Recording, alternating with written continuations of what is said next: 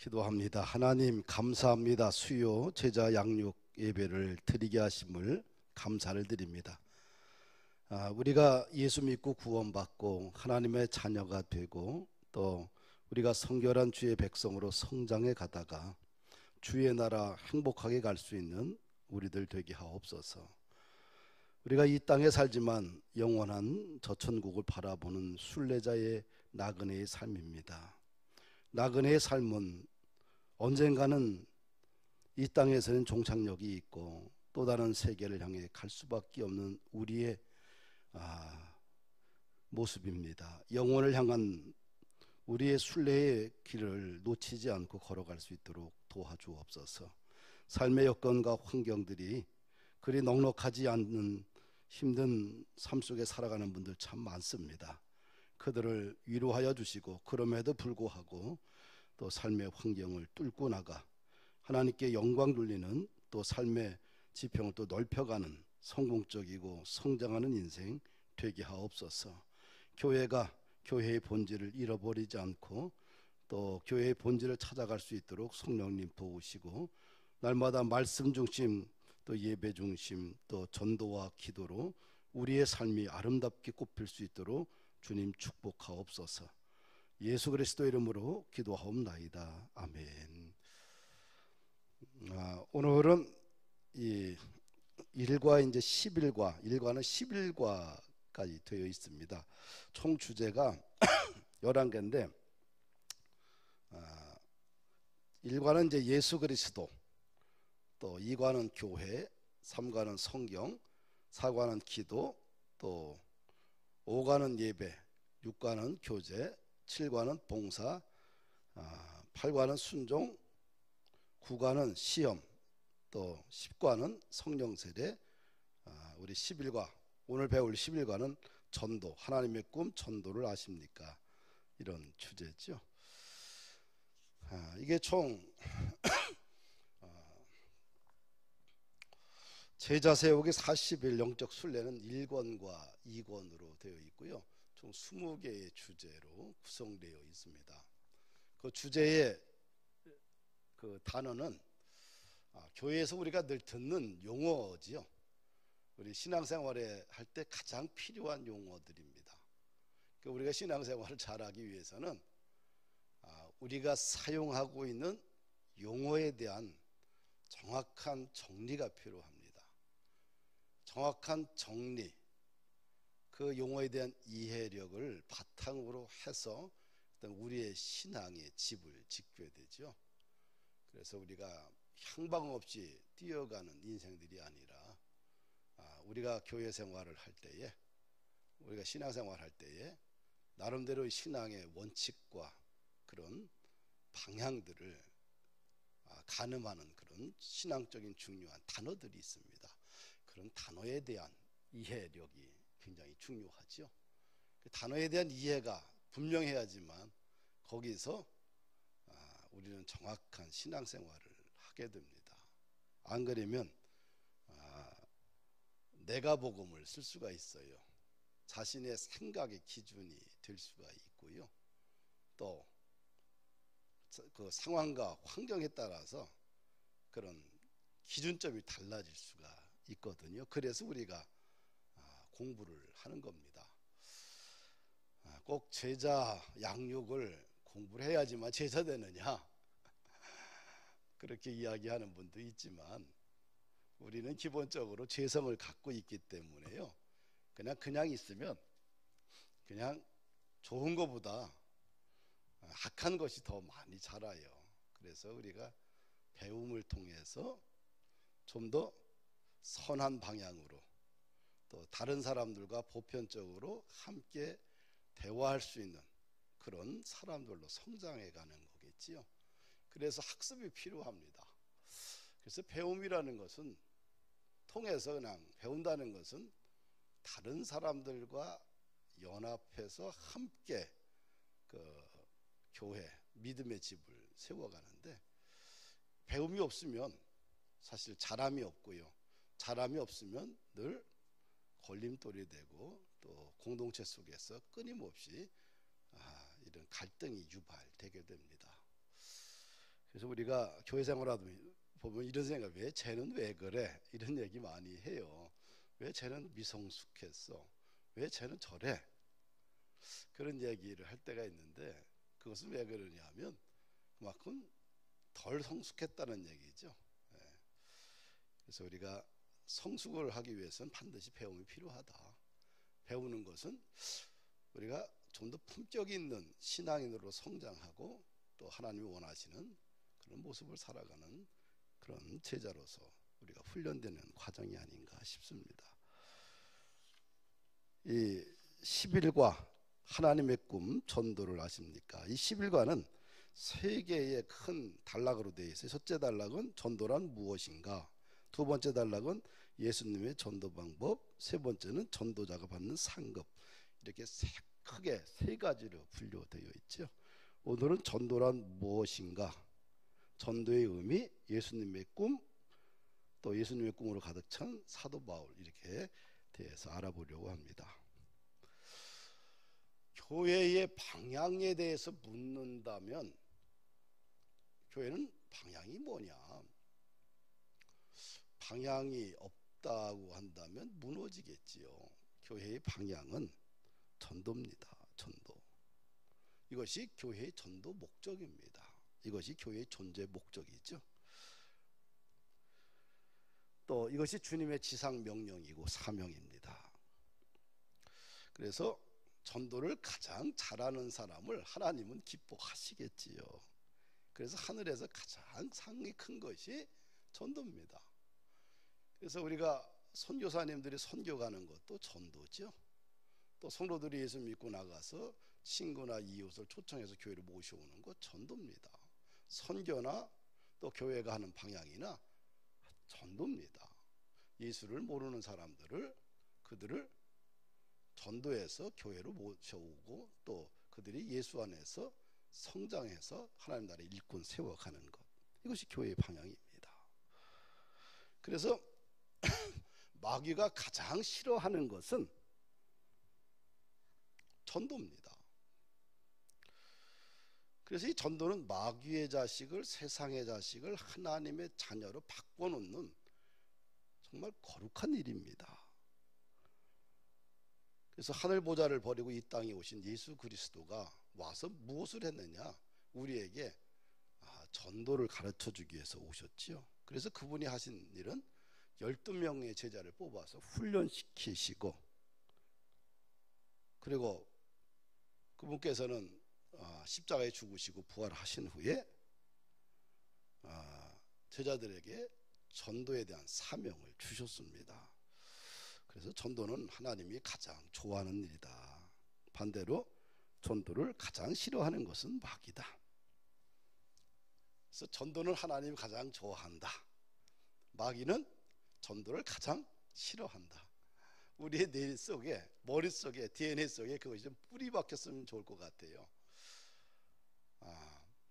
뭐 저희도 교회를 개척해서 여기까지 왔잖아요. 전도하지 않고 어떻게 교회가 세워지겠어요? 끊임없이 또 왔다가 나가시는 분도 있지만 끊임없이 또 전도해야지만 교회가 또 일정 채워지고 또 교회가 조금 성장해 오지 않았습니까? 여러분들이 교회에 나오게 된 동기가 있을 거예요. 혼자 나온 사람은 거의 드물어요. 누군가 여러분을 위해서 기도했고, 오랜 시간 여러분들을 위해서 눈물로 흘렸고, 또 권면도 했고, 이런 수많은 시간을 거쳐서 여러분들이 교회에 오게 됐죠. 그래서 교회에 성도가 되고 집사가 되고 또 권사님이 되고 또 장로님이 되고 또 목회자가 됐습니다. 저도 뭐 오늘날 목사로 이렇게 교회에 담임 목사로 사역하고 있지만 뭐 원래부터 뭐 교회 다닌 사람은 아니잖아요.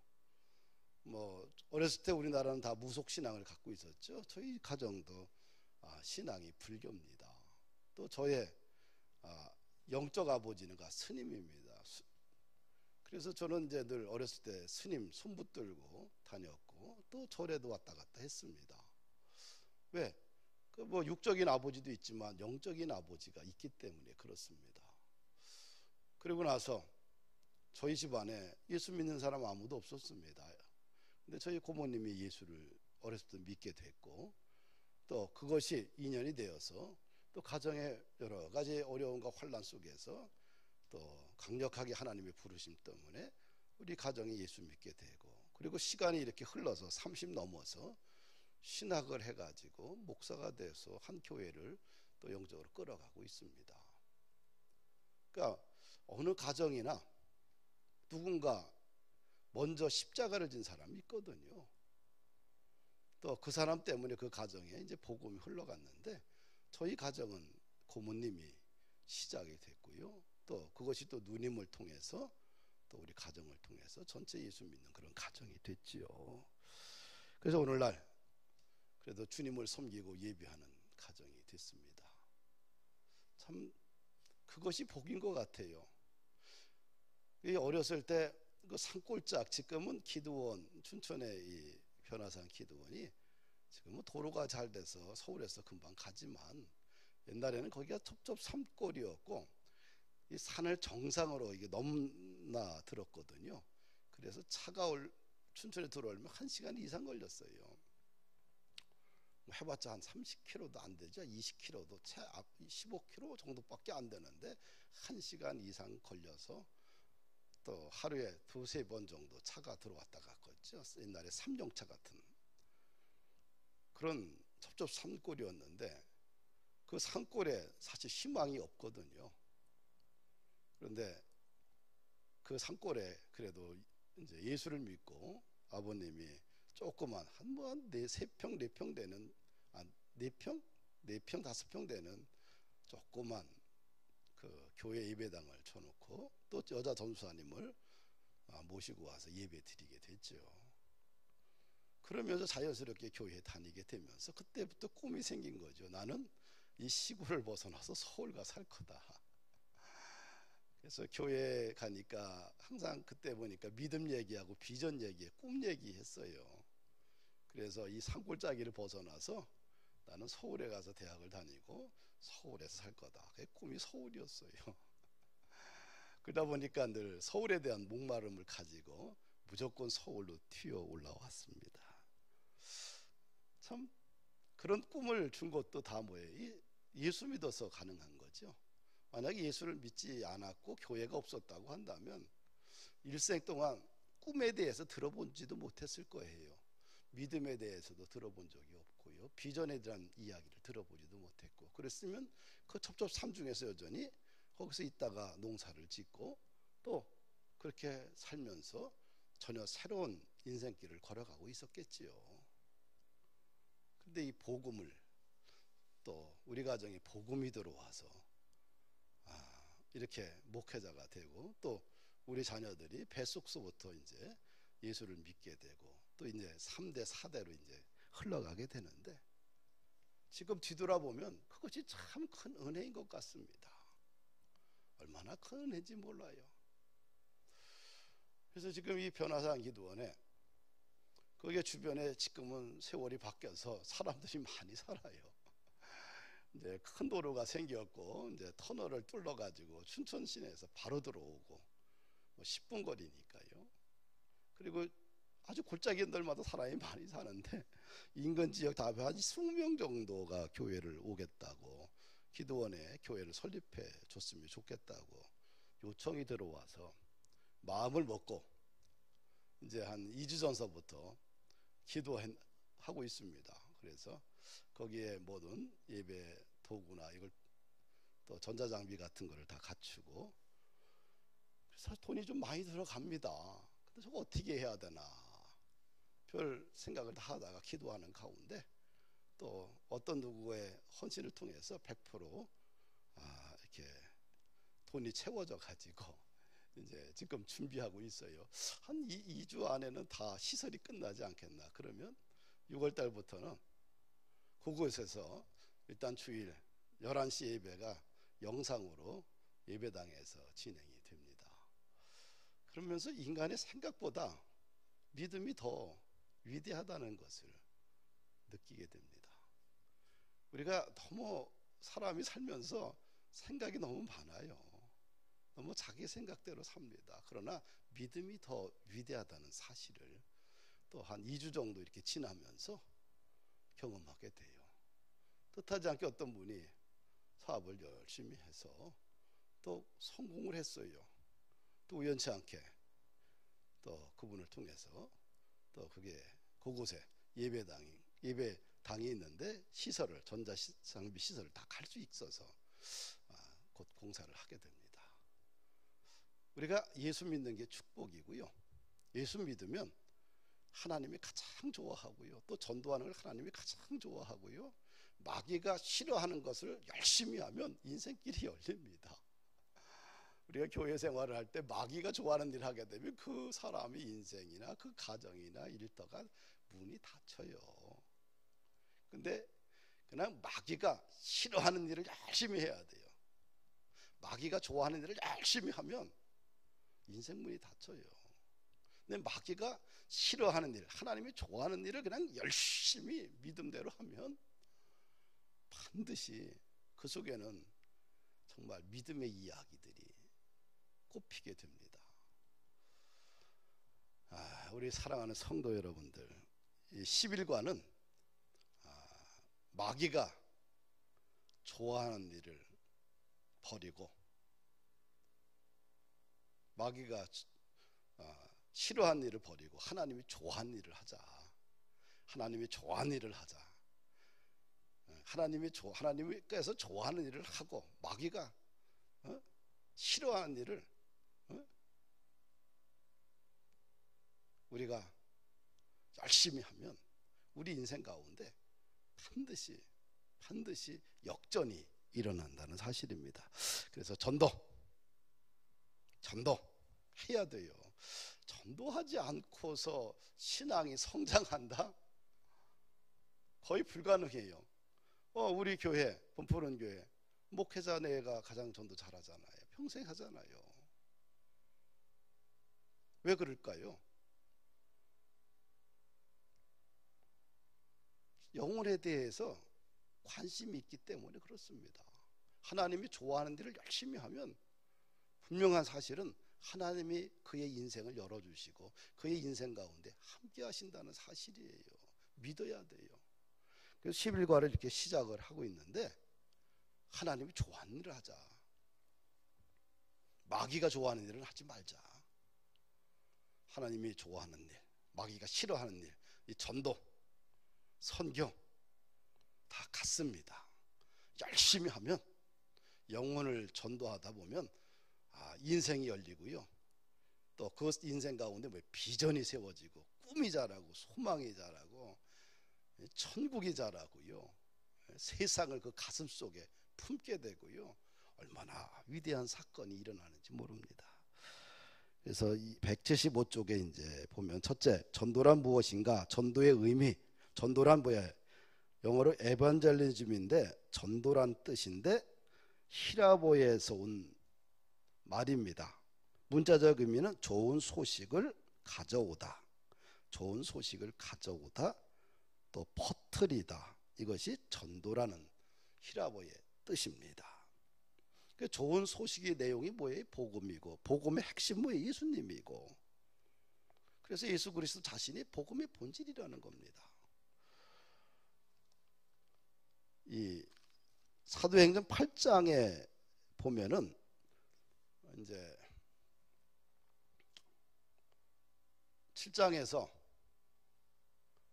이제 스데반이 죽잖아요. 그러면서 이제 8장에 들어가면서 예루살렘 교회에 큰 혼란이 찾아오고 큰 핍박이 일어나면서 주의 제자들이 이제 흩어져요. 예루살렘. 그러면서 빌립 집사님이 사마리아 땅에 최초로 가서 복음을 전도해요. 그 사람이 누구냐? 에디오피아 넷입니다. 넷인데 성령님께서 이 빌립 집사님을 가라고 해서 성령에 따라서 갔더니 거기서 에디오피아 넷이가 이사야 선지자의 글을 읽어요. 그래서 옆에 가서 이해되느냐 그랬더니 이해가 안 됩니다. 가르쳐주는 사람이 없어서. 그래서 빌립 집사님이 복음을 자세히 정확하게 가르쳐 줍니다. 그리고 나서 바로 물가가 있어서 물 세례를 줍니다. 이 사도행전 8장 35절에 보면 이렇게 되어 있어요. 빌립이 입을 열어 이 글에서 시작하여 예수를 가르쳐 복음을 전하니. 이 말씀을 직역하면 이 내시에게 예수를 전도했다는 거예요.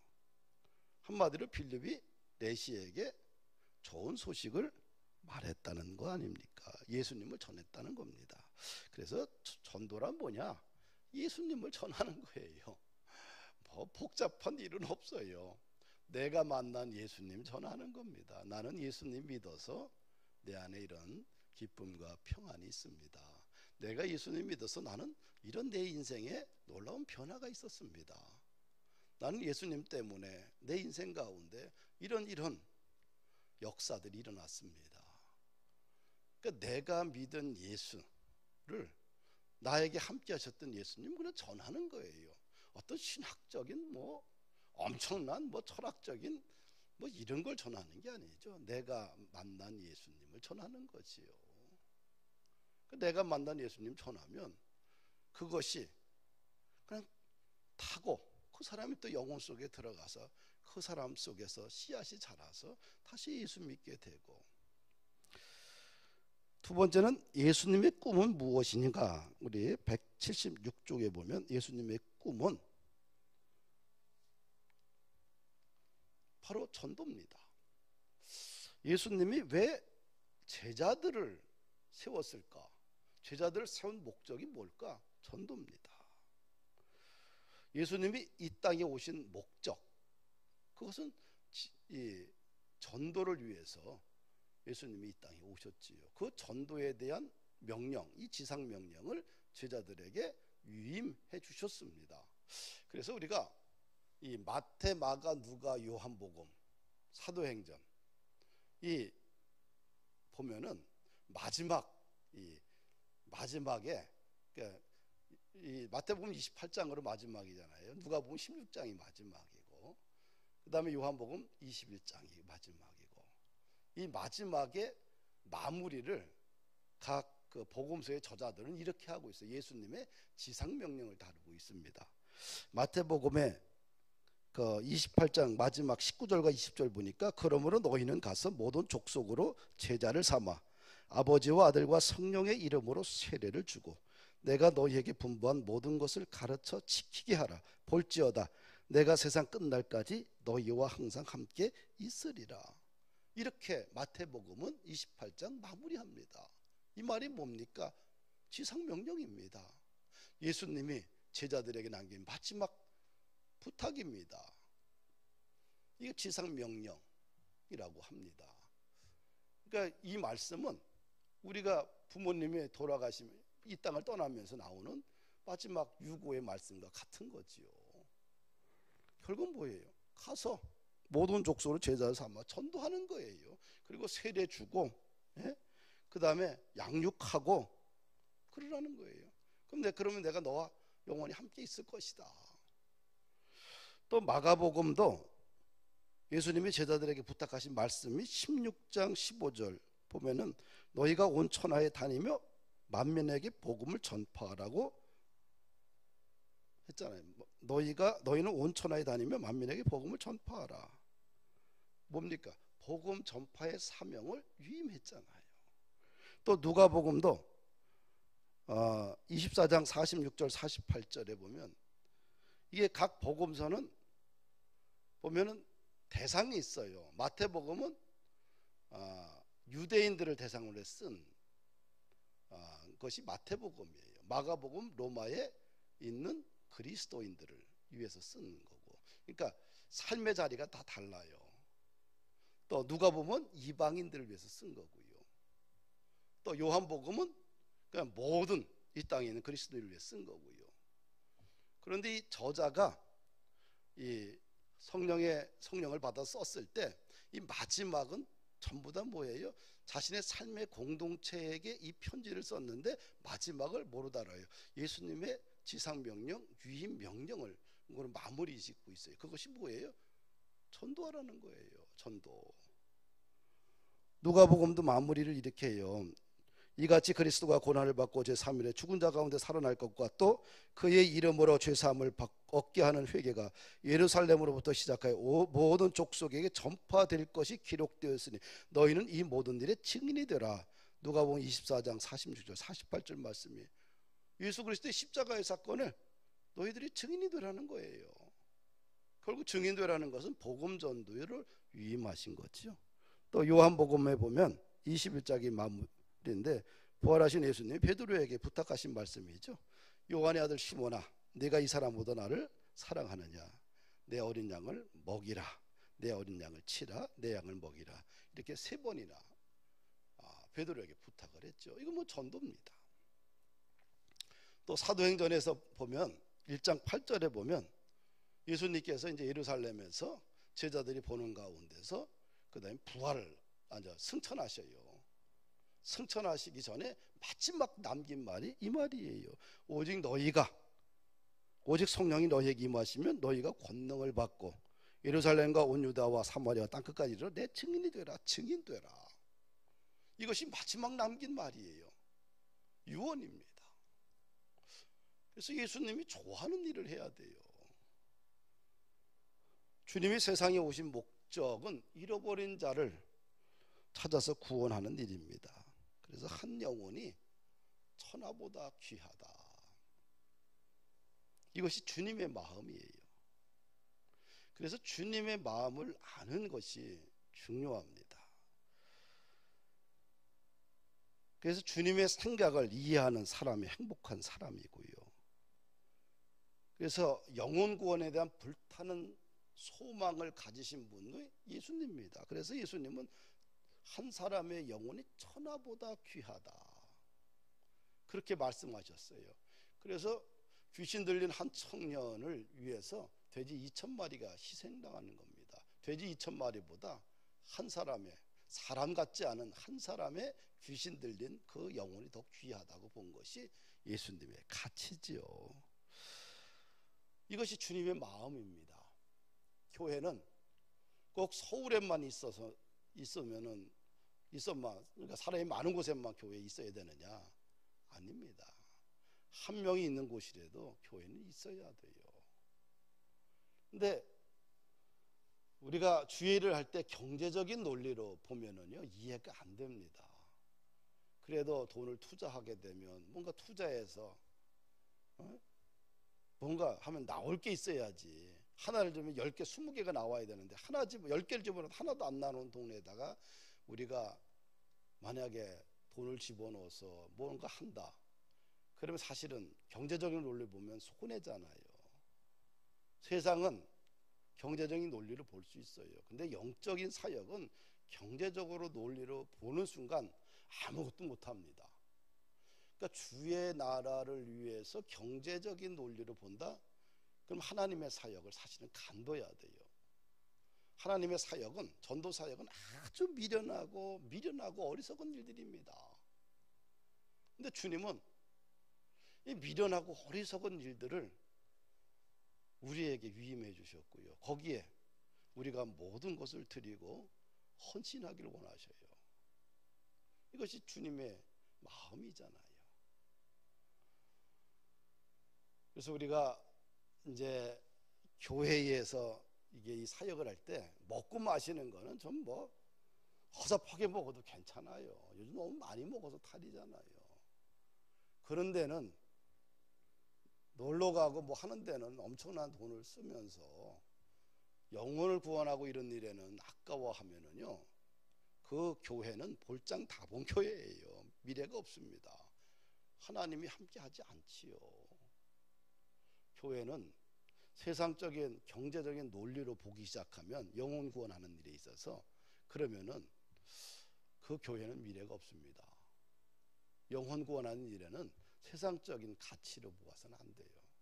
세상적인 논리로 봐서도 안 되고 그렇게 이야기하면 안 됩니다. 사랑하는 여러분들, 우리가 이 땅에 살면서 우리가 예수님의 마음을 좀 가져야 돼요. 예수님의 마음. 자꾸 이게 세상이 살기가 힘들다 보니까, 근데 사실은 과거보다 훨씬 잘 살아요. 지금은 이제 생활 수준이 워낙 높아져 가지고 3만 불, 4만 불 시대다 보니까 이 비교하다 보니까 이 참 힘들어 하는데 과거보다 훨씬 잘 삽니다, 우리가요. 그런데 자꾸 경제적인 논리로 교회를 보고 영혼 구원 사역이 보다 아무것도 못해요. 그래서 하나님이 좋아하는 일을 열심히 하자. 마귀가 좋아하는 일을 하게 되면 인생은 망하고, 하나님이 좋아하는 일에 목숨을 걸면 그 인생, 그 기업, 그 교회, 그 민족은 살아나요. 우리가 선교사님들이 선교하러 해외 가잖아요. 우리를 대신해서. 선교지가 가 사는 것만 해도 힘들어요. 일단은 문화가 다르고요, 언어가 다르고요, 또 가면은 좋은 사람 못 만나요. 전부 다 하층민들하고 대상을 가지고 또 씨름해야 돼요. 참 어리석은 일이지, 우리가 봤을 때요. 그렇죠? 제대로 학교도 안 나오고 배움도 없고 지지리도 못 살고 가난하고, 또 그 나라에서 보게 되면 하층민들이고, 우리나라 문화적 수준에서 봤을 때 제3세계 국가면 굉장히 문화적 수준도 떨어져요. 생활 여건도 환경도. 근데 거기서 또 가서 그 밑바닥 사람들하고 또 해요. 대부분 참 얼마나 어리석고 바보스럽고 미련해요. 그런데 그걸 포기하게 되면 어떻게 돼요? 복음이 전해지지 않잖아요. 그래서 우리가 주의 사역을 할 때에 너무 이게 세상적인 가치나 논리로 보게 되면 사실은 예수님의 마음과 좀 멀어질 수도 있다는 거예요. 그래서 우리가 복음전도 사역은 너무 세상 논리로 가지 말자. 예수님의 마음으로 가자. 그 다음에 177쪽에 보면 예수님의 꿈으로 가득 찬 사도 바울에 대해서 쓰고 있는데 제가 한번 읽어볼게요. 177쪽 맨 밑인데, 바울은 주님의 마음을 이해하고 자신의 생명을 불태웠던 하나님의 사람입니다. 바울은 한결같이 영혼 구원에 대한 불타는 소원을 가졌습니다. 로마서 1장 14절 말씀을 보면 바울의 심정이 나옵니다. 헬라인이나 야만인이나 지혜 있는 자나 어리석은 자에게 다 내가 빚진 자라. 그러므로 나는 할 수 있는 대로 로마에 있는 너희에게도 복음 전하기를 원하노라. 내가 복음을 부끄러워하지 아니하노니 이 복음은 모든 믿는 자에게 구원을 주시는 하나님의 능력이 됩니다. 내게로다. 이 사도 바울은 일생 동안 복음의 빚진 자로 살았던 위대한 사역자고 선교사고 목회자입니다. 그러니까 채무자와 같은 심정으로 살았다는 거지요. 그러니까 빚진 자처럼 절박한 심정으로 살았다는 겁니다. 그러니까 하나님의 마음을 아는 사람이 사도 바울이지요. 그래서 사도 바울은 이제 선교사로서 복음을 이방인들에게 전하면서도 그런 가슴 아픈 거예요. 내 조국, 내 혈육들이 예수 믿지 못하고 있는 것에 대해서 너무나 가슴 아파해요. 그래서 일평생 그가 늦둥이로 주의 제자가 되고 나서 그 빚진 자의 마음을 가지고 일평생 그런 선교사로, 목회자로 그런 이방인들을 향하여서 끊임없이 복음을 전하는데 자신의 전 생애를 드렸습니다. 그러면서도 그 한편 이방인을 위해 사역자로서 쓰임받고 있음에도 불구하는데 자기의 혈육, 자기의 고국, 자기의 나라, 자기의 민족들이 예수를 안 믿는 거예요.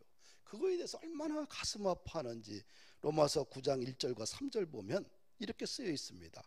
내가 그리스도 안에서 참말을 하고 거짓말을 아니하노니 내게 큰 근심이 있는 것과 마음에 그치지 않는 고통이 있는 것을 내 양심이 성령 안에서 나로 더불어 증거하노니 나의 형제 곧 권력의 친척을 위하여 내 자신이 저주를 받아 그리스도에게서 끊어질지라도 원하는 바로다. 뭐라고 이야기해? 내가 저주를 받아도 좋습니다. 내가 그리스도와 끊어져도 좋습니다. 내 백성과 내 친척들이 예수를 믿기를 원합니다. 이것이 사도 바울의 고백입니다. 일본의 이시인은 로마서 9장 3절에 감동하여 자신의 손가락에서 피를 내어 이 성구에 줄을 긋고 민족을 구하는데 헌신하기로 결심했습니다.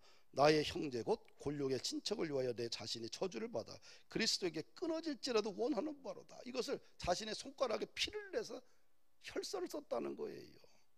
내가 민족 구원을 위해서 헌신하겠다. 그 간절한 마음을 혈서를 통해서 하나님 앞에 보인 거지요. 존 낙스의 유명한 기도 우리가 기억하는데요. 그가 이런 기도예요. 오 주여, 스코틀랜드를 나에게 주옵소서. 그렇지 않으면 나에게 죽음을 주옵소서. 동족을 구원할 결심을 굳게 한 그의 결의에 찬 마음을 보게 됩니다. 고린도서 9장 16절을 보면 사도 바울의 소원과 결단이 나오는데, 내가 복음을 전할지라도 자랑할 것이 없음은 내가 부득불 할 일입니다. 만일 복음을 전하지 아니하면 내게 화가 있을 것이로다.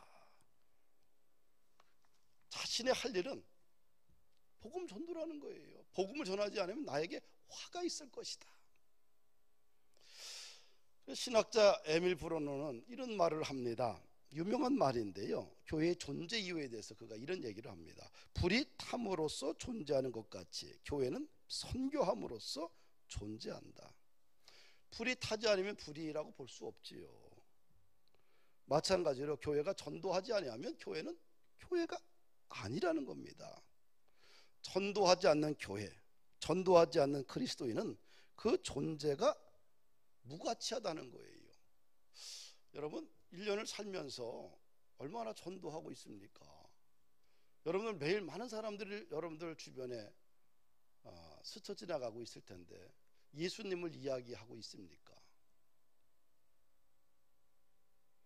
우리 언어에서 꼭 교회에서 목회자가 전도하라고 외쳐야지만 전도가 하느냐, 스스로 해야 되지 않겠는가? 그 정도 한국교회 성도들은 그 정도 지식이 있습니다.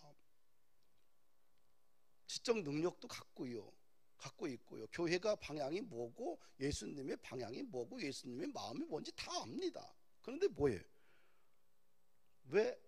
근데 움직이질 않습니다. 무디에게 어떤 사람이 찾아와서 물어요. 이렇게 묻습니다. 목사님, 성경을 읽다가 잘 깨달아지지 않고 의심이 생기면 어떻게 하면 좋습니까? 보통 사람 같으면 기도하십시오라고 이야기할 텐데 무디가 그렇게 말하지 않고 이렇게 말합니다. 성경을 읽다가 의심이 생기고 깨달아지지 않으면 뛰쳐나가 전도하십시오. 성경책을 그대로 두고 나가서 전도하고 지나가는 손수레라도 밀어주십시오.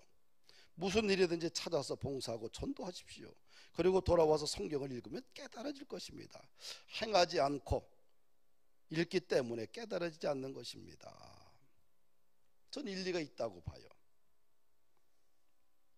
오늘날 성도들의 삶이 왜 이렇게 무기력한 사람이 많느냐? 머리는 많이 들었어요.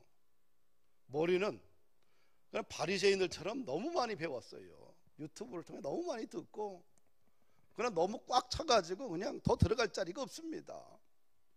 근데 왜 그러냐? 왜 이렇게 병들어 가느냐? 살질 않기 때문에 그래요. 말씀대로 살아야 돼요. 목사도 그렇고요, 장로들도 그렇고, 권사님도, 안수집사들, 평신도십, 말씀대로 살면은 하나님의 역사가 일어납니다. 저는 평생 예수님 믿고 나서 얼마나 하나님께서 주셨던 은혜가 많은지. 근데 하나님의 나라에 열심을 내야지만 우리가 아는 거 100개보다 하나를 실천했을 때 가슴이 뛰기 시작을 해요. 이제는 말씀을 읽고 실천하고 읽고 실천하고, 그리고 내가 가는 길에 반드시 전도와 선교라는 이 거룩한 목적이 있어야 돼요. 그래서 만나는 모든 사람들을 향해서 우리가 사람 만날 때 잠시 기도하잖아요. 또 우리가 미팅할 때 그 사람에 대해서 쭉 우리가 스케치하잖아요. 미팅하려고 하는데 아무것도 모르고 그 자리가 앉아서 미팅하면 그 어리석은 사람이 어디 있어요? 먼저 가기 전에 그 사람에 대해서 나온 거 샅샅이 다 조사합니다. 그 사람이 썼던 글들이나 그 사람이 한 모든 일 다 조사를 할 때 다 하고 알고 그 다음에 가요. 그렇게 철저히 준비하고 가서 다음에 미팅을 해야지만 서로 더 넓게 폭넓게 대화가 되고 관계가 열리는 거지요. 그리고 나서 기도하고 가야 돼요. 하나님, 오늘 내가 만나는 이 사람이 처음 만나는데 그가 이런 일은 해왔고 이런 일을 하고 있습니다. 하나님, 그분에게 말씀을 함께 나눌 때에 복음도 함께 전할 수 있도록 하나님 기회를 주시고 서로가 서로 대화할 때 더 깊은 감동과 은혜가 흘러가게 하옵소서. 저는 항상 그렇게 합니다. 누구를 만나게 되면 그냥 약속이 된 거는 미리 사전에 그 사람에 대해서 다 스케치를 합니다. 그리고 정보를 다 일단은 스케치해서 중요한 것들 뭔지를 다 한 다음에 정리한 다음에 머릿속에 다 담아서 갑니다. 그리고 가면서 기도를 해요. 하나님, 오늘 이분을 만나는데 하나님, 이것도 하나님이 연결시킨 줄 믿고 또 우리의 대화 속에서 하나님의 나라가 세워지고 하나님 거룩한 나라가 세워지기를 원합니다. 세상적인 언어 사라지게 하시고 또 시간 속에 하나님의 지혜와 또 하나님의 능력과 하나님의 은혜가 흘러가기 원합니다. 그래야지만 질적인 만남이 되고 또 만나고 싶은 그런 향기가 있는 거예요. 만나고 나면 두 번 다시 보기 싫은 사람들도 있어요. 그런데 준비하게 되면 그 만남이 복되다는 거지요. 말씀을 정리합니다. 하나님이 좋아하는 일을 하자. 그거는 뭐예요? 전도예요. 선교예요. 그리고 전도나 선교는 미련한 거예요. 어리석은 거예요. 그냥 잘난 체 뽐내면서 전도 안 돼요. 그냥 머리 숙여야 돼요. 그리고 진심으로 사랑해야 돼요. 기도해야 돼요. 그 영혼에 대해서 정말 깊은 애정을 가져야 돼요. 전도해서 그 사람을 제자 세워서 전 집사 만들고 권사만 중직자 만들고 또 파송도 하고 그런 경험 한번 해야 되지 않겠어요? 그런 거 없이 뭐 중직자가 되고 목회자가 되고 뭐 이 땅에 그렇게 대접을 받을 수 있지만 하늘나라 가면 참 부끄러운 구원 받다가 가지 않겠어요? 제가 뭐 봄푸른 게 여러분들 뭐 자리 채우려고 절대 그런 얄팍한 사람 아니에요. 평생 여러분들이 23년을 봤지만 내가 그렇게 얄팍하게 뭐 성도 이용해서 뭐 교회 성장시키고 뭐 그런 이벤트 좋아하는 목사 아니에요. 알잖아요. 근데 전도는 선교는 교회가 붙들어야 돼요. 이걸 놓치면 껍데기만 갖고 있는 거예요. 그럼 세속적으로 빠져요. 다른 데서는 에너지가 안 나와요. 영적인 에너지, 힘, 하나님의 성령의 능력, 내 인생을 돌파할 수 있는 그 힘, 이것은 주의 일에 열심을 낼 때 하나님께서 우리의 심령을 뜨겁게 하고 지혜도 주시고 하늘의 능력도 부어주시고 또 헤쳐나갈 수 있는 에너지도 주시고 그의 삶 속에서 놀라운 기적을 주시는 거예요. 한번 도전해 보세요. 지금까지 내 인생 가운데 어떤 유의미한 인생이 없었다고 한다면 그래도 한번 여러분들 주님 나라를 위해서 한번 더 투자해 보세요. 한번 영혼 구원에 한번 투자해 보세요. 그러면 그 기쁨은 돈 주고 살 수 없는 엄청난 하늘의 부유함으로 채워져요. 전도, 선교 이 단어가 우리 일생 가운데 놓치지 않고 다시 회복되기를 원합니다. 마귀가 싫어하는 일을 우리는 열심히 하십시다. 마귀가 좋아하는 일은 안 해야 돼요. 협잡하고 갈등을 만들고 또 교회를 이간질하고 사람의 마음을 갖다가 혼란스럽게 하고 또 이런 세속적이고 이런 것들은 다 마귀들이 좋아하는 거예요. 마귀가 좋아하고 사단이 좋아하는 일은 버려야지만 믿음이 자라고 하나님의 나라가 자라요. 그래서 마귀가 싫어하는 일을 하나님 좋아하는 일 열심히 하자. 할렐루야. 기도합니다.